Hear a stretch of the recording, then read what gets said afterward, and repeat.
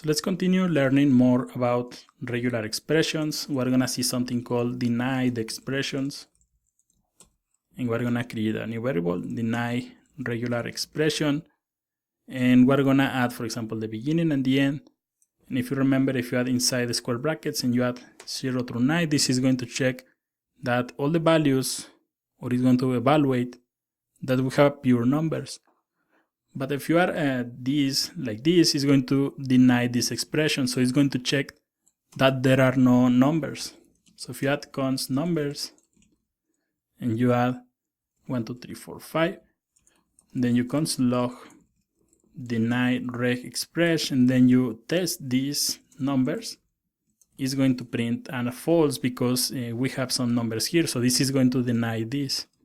If you add something like hello, then it's going to return true because there are no numbers in this text that we are evaluating. So let me comment this. If you remember here on the top, I'm going to comment these lines. Here on the top we have this that is going to check a pattern in a date. So we're going to comment this and copy this. And I'm going to add this and I'm going to comment these lines. So you can see here I added D, and then the dash, D, backslash D, and then 4 more times. So there is a way that you can make this a little more smart, because for example, if you save these, you can see we have true. In the case, for example, that we have a month like 1, this is going to print false. You have to add the month like 0, 1, and then it's going to print true. So let's see how we can make this more smart. We're going to remove everything from here. And I'm going to add the beginning and the end of the regular expression. And then I'm going to add the backslash D. And right here I'm not going to open the curly braces. I'm going to add 1, 2. So basically this 1, 2 represents that this value, any number, can be presented in this 1 or 2 times. So basically it's going to return true if you have something like 20 or if you have something like 2. It's going to check that this number exists 1 or 2 times. So right here I'm going to add the dash and I'm going to copy the same, because again this is going to be 1 or 2. And the last one, I'm going to add backslash D and I'm going to add 4, because a year contains 4 different digits. Of course, if you are building a website or an application that, for example, something about history, well, maybe you can add, for example, 1 through 4, because there are many years in the history, many important dates and many important years that you can use. So it's going to be basically something like this. So if you save this, you can see we have false because we have this space. So spaces are important in regular expressions. You can see now we have true. So let's say that we are in the day 2, for example. You can see also is going to return true because this digit is going to be presented 1 or 2 times. So if you skip this, save this, is going to be false because the pattern is not followed. So let's continue working, and we're gonna check for letters or numbers, and we're gonna create a message regular expression, and it's going to be really easy. We add the beginning and the end, backslash W, and we're gonna add a plus. So remember, the plus is going to check that there are multiple values, and W is going to check for numbers or letters only. So if you add something like let message, here on the bottom we add console log, this message regular expression, and then we use dot, and we evaluate the message. We're going to have something like this. Message equals to a test message, and you can see it's going to return true because this is going to check that we only have numbers or letters. So for example, if you copy this and paste, and then you replace this, and then you add, for example, 1, 2, 3, 4, it's going to return true because there are numbers in this variable. So for example, if you add a space, it's going to be false because the space is not a letter or a number.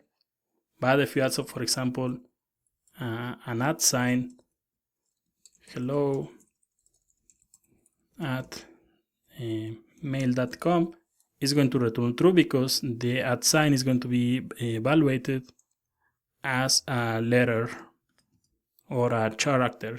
So finally, we're gonna check that there are only numbers. So let me comment this. And we already saw how you can check for numbers. You can see we added this in the first example, but we're gonna check for numbers. And we're gonna add const check numbers. It's going to be equals to something like this. Beginning and the end of the regular expression, then the \d and plus. So this is going to check. We're gonna add const, we're gonna add numbers, we're gonna add 1, 2, 3, 4. So we can console log, we're gonna check numbers, test, and we're gonna test the numbers variable. So save this, and this is going to return true. There is a secondary way that you can use. So for example, I'm gonna copy this, and I'm gonna comment this. So right here, instead of having this D, I'm going to have a range. So it's going to be like this, parentheses, and then curly braces, and then we're gonna add 0 through 9. Then we're gonna add, instead of having the D, we're gonna have W. Save this, and you can see we have true. And for example, if we want to evaluate, we're gonna create a comment, evaluate for uppercase only. And it's going to be similar to this one, and I'm gonna comment this. So it's going to be like this. We're gonna const check for uppercase, and it's going to be like this, beginning and the end, parentheses, square brackets, and then I'm gonna add A through C, and then right after the parentheses, I'm gonna add the \W plus. So it's going to be like this, the regular expression, and then we're gonna add let message, and we're gonna check for multiple values just to make sure that this is working. Check for uppercase is going to be .test, and we're gonna evaluate the message. So we're gonna add message, and I'm gonna add something like 1, 2, 3, 4. Save this, and you can see it says false because, well, first these are numbers and they are not uppercase because there is no uppercase in numbers.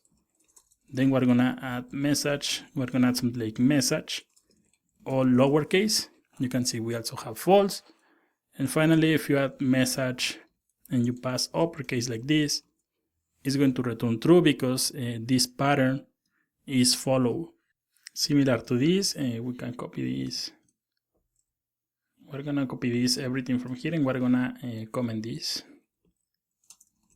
And we're gonna check for lowercase only. So we're gonna lowercase only. And instead of having this check for uppercase, we're gonna check for lowercase. So instead of having this A through C in uppercase, we're gonna have this in lowercase. So basically we're gonna remove this, and you can see we're gonna save this. You have false because we have numbers. I'm gonna add this one, and you can see this one is going to be true because this is all lowercase. And finally we're gonna check this one that says uppercase, and you can see it's returning false because yes, this is all uppercase. So these are the basics of regular expressions. Normally, I don't recommend that you memorize everything, and you will find some great resources with great examples of regular expressions. Just to show you how complex a regular expression can be, we're gonna copy this last example that you will find in the code snippets. And you can see that we have this regular expression. So you can see how complex this, and this is going to validate the email address. So in this case, we're checking this email at email.com.